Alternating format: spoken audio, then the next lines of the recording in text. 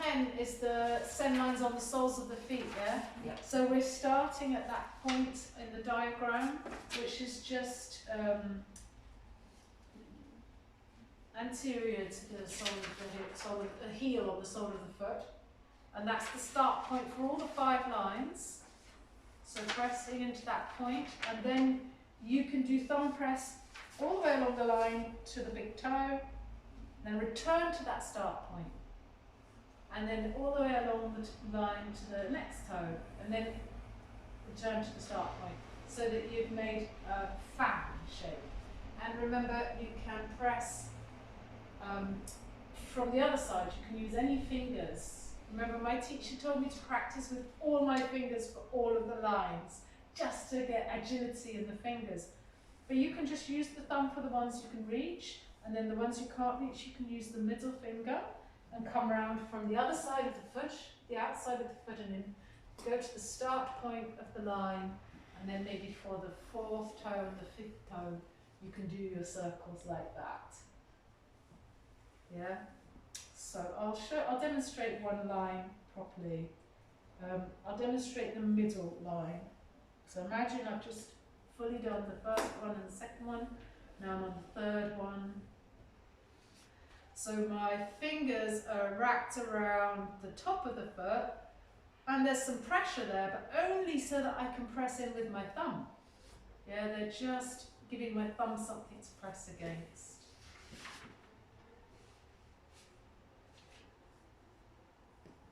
Make sure I don't go off track. It's easy to get the wrong toe. Yeah? So you do that for all of them. You can do circles or press on the sole of the foot because there's flesh there. So TP or TC, thumb press or thumb circle. For the top of the foot, we'll do thumb circle, TC.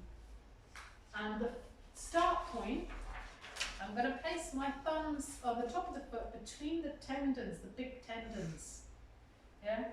So you can find that by just leaning forward and flexing the foot, and you'll find how your thumb drops in between those 2 tendons and pressing down on the top of the foot.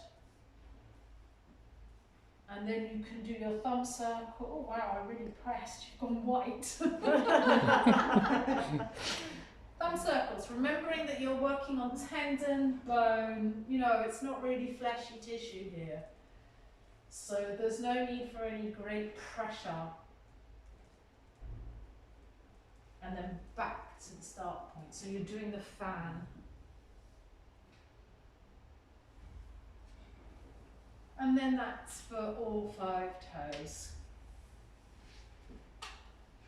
So when you've done the underneath the foot, it's Sen Calatari, this one, and then the top of the foot, the Sen Calatari, we are going to do ankle flex. So I want her legs reasonably parallel, and I'm just going to place my hands on the top of the foot, making sure that I'm directing her feet so that they're parallel, not so that they're sickled or turned out, but as far as possible with her hip sockets, directing them parallel and leaning down. You might get cracks here on your tarsals. And then to the top of the foot, and stretching, leaning my body weight down through my straight but not rigid arms. And then remember sliding over so that the palm of your hand is against the ball of the foot, but across the whole width of the foot, and then pressing, leaning with your body weight to see how low I am so that I can get a good angle. So she flexes the back of her leg, flexes the feet and stretches the back of the leg. And then coming up to here, coming up high, bending the toes back. But don't think of it as bending the toes back really, just think of it as rolling through the hand. So I'll demonstrate that again. Flex the feet, coming up with your fingers straight and then rolling off. So she gets flexed toes, but she's not being tortured. contraindicated with anybody who's had bunion surgery, yeah, or has got pins in their toes. And they do sometimes forget to tell you, so you'll find out. So I'm going to move around to her left side, and I'm going to do the sen lines. So remember, I'm down quite low, but I've got wide stance, and I just lean, taking out the slack from the sen line, and then it's palm press to warm up the outside leg sen lines. Into the knee, out from the knee, back into the knee. We're not touching, we're not leaning on the knee.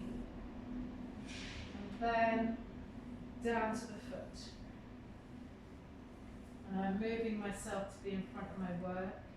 And then from the just above the ankle bone, I'm going to do sen line 1. So you've got the ridge of the shin bone.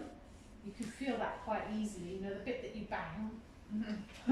And then the belly of the muscle alongside that, you're on the muscle alongside the shin bone. And it's thumb press. So remember the thumb chase.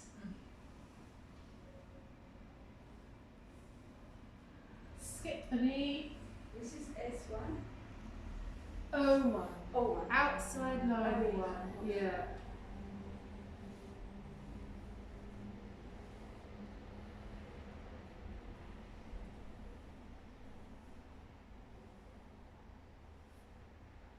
Back down. So Sarah, is that pressure okay? Yeah.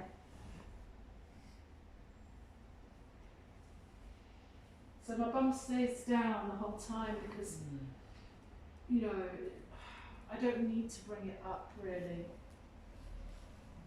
I've got enough of a lean through my thumbs. So now I'm going to move around to line 2, yeah? So from the lateral malleolus, the outside ankle bone, just above the outside ankle bone, on the side seam. Now, Sarah has wonderful inside leg seams, but she's got no outside leg seams. But you can kind of feel it's kind of flat, yeah? It's the flat side. And then above the knee, and this can be very tender. In fact, I know how much sport you do, and I can feel that. Can you feel that? It's good though. Yeah. Yeah. So we go up as far as the, you can feel the hip bone, the greater trochanter. So I could feel your hip bone already here. She's actually got quite a, you can really feel her greater trochanter.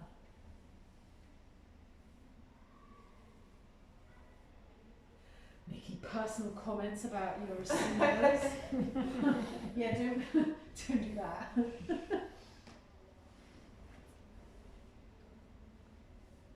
Right, so I've done outside line 1 and 2. So now I'm going to palm press over both of them to finish.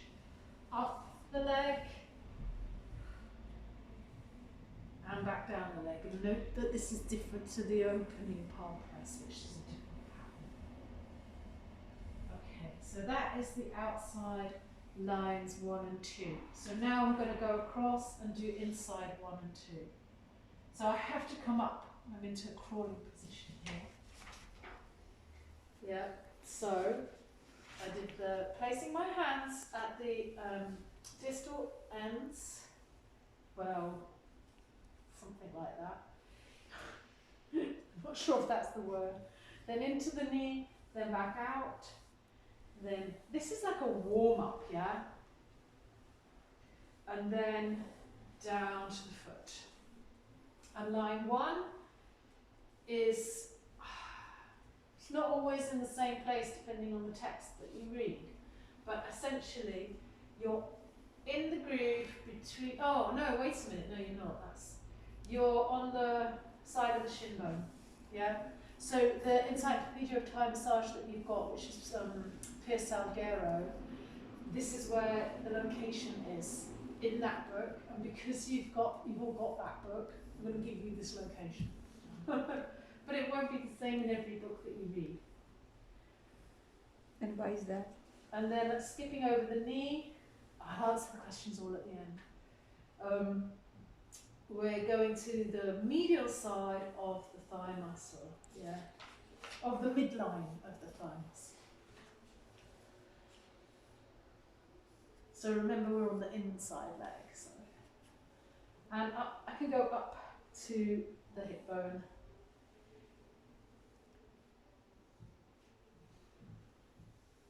And back down. Sometimes the inside leg lines are more sensitive. And you can see I'm rocking opposite now. Never mind. And now I'm going to go round onto the belly of the muscle. And I put my bum back down so I can get a good angle.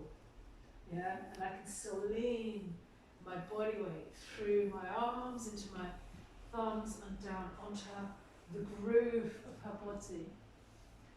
So the sen lines are where your thumb sinks in between the tissues and the muscles, basically. Where there's a good groove or a trench. In the Seven Peppercorns book, if you've started to read that, you will have noticed that that's what she says in that book, that they're really pathways in the body of blood vessels, or where the muscles come together. So now I am going to palm press to finish. Gosh, it's great. You like good pressure, don't you? Mm-hmm. Yeah. Some people would have been hitting the ceiling by now. Right, so then I'm going to come round to the other side. I'm going to keep in touch with her body as I come round, yeah? Didn't do that last time, but it's good that she has a point of contact with me. It lets her nervous system know where I am. So then I would lean and begin again. And complete the outside 1 and 2 and inside 1 and 2 on both legs. And then to finish, I've got my back to you so you can't really see, but never mind. There's a swift move where I'm going to shuffle my bum down to her foot so that I'm facing her. I'm going to lift her leg from the heel and slide my leg under. So I'm like this. So I'm essentially facing her. The back of her knee is supported on, for me it's my shin. And my foot is kind of keeping her in alignment. And then I'm going to grasp her foot. So all that time I picked up her heel, yeah, and it just stayed in my hand. No need to change hands or do unnecessary moves. That's part of, this is the first sort of real transition that you're doing. We call them the transitions, and the art of Thai massage is in the transitions. So if you can really focus on what you're doing between the moves as well as what you're doing with these techniques, is how you link them, how you transition from one part of the body to another, from one move to another. That's what is the art of Thai massage, yeah? And it's what keeps you on track, remembering what you're doing as well. Just like learning to recite Om Namo, it's like you get to, your mind gets to know what the next syllable is. Your body gets to know what the next movement is. So, grasping the foot, and I'm going to give her 3 circles of her ankle. And I am exploring how her ankle moves. moves and finding out how her ankle moves. And then I'm going to do 2 or 3 the other way as well. See how my whole body's moving? Yeah? My whole body is moving and I can feel her whole foot and leg moving too. I'm not trying to unscrew her foot. Yeah? That's not what I'm doing. I'm feeling how her ankle moves. And she's feeling it too. And then I'm going to pass my hand over the top of the foot and I'm going to grasp the fingers on the sole of the foot here and my palm on the upper part of the foot. So I grasp the outside edge of her foot and you can see my arm is well rounded to do that. And then literally I'm just going to lean back and allow my arm to straighten. Still got her heel. And release. Replace the grip, because it can be tricky to hold that grip. Lean back. And you can see that that creates a twist all the way through the leg into the hip. And you can also see, I don't know Max if you can come back, you'll see her, even her shoulder moves. You can see that into the shoulder. Yeah?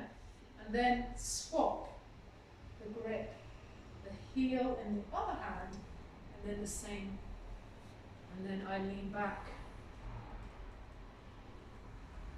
This is amazing if you've got a stiff low back. I don't really need to release and grasp again because I've got a good grasp here. So you might read in books that this is called foot twist, but don't think about twisting the foot. Think about leaning back, and the twist comes as a result of that. Oh, then you can circle the toes. So I'm not sure if that's the order that I've given it to you in the book actually, but yeah, it is. Yeah. So if you grasp the root of the toes here, like the ball of the foot, and then circle the toe, the movement that she feels with the toe is different to if you say hold here, then circle the toe. She gets a whole movement in the foot. So personally, my preference is give them a circle of the toes. Yeah? And by limiting the movement of the rest of the foot with this grip, the whole toe feels more, you feel the toe more and less the whole foot. So you get a sense, a real sense of what your toes are feeling like. They work hard, toes, you know, they keep you from falling over flat on your face all the time. So that's me, I've done all 6 of her toes. Just give her another little stretch for luck. And then just literally swap over and do the same again. I'm holding her foot with my inside hand, it came most naturally, so that's different from the other side I started with my lateral hand, my hand on the outside of her.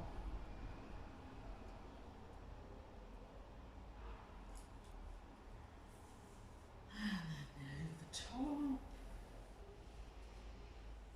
This is also a chance for me actually to kind of do some yoga for myself. Release my shoulders, straighten my back, feel my core muscles engaging. I didn't do the circles, did I? I'll do them now.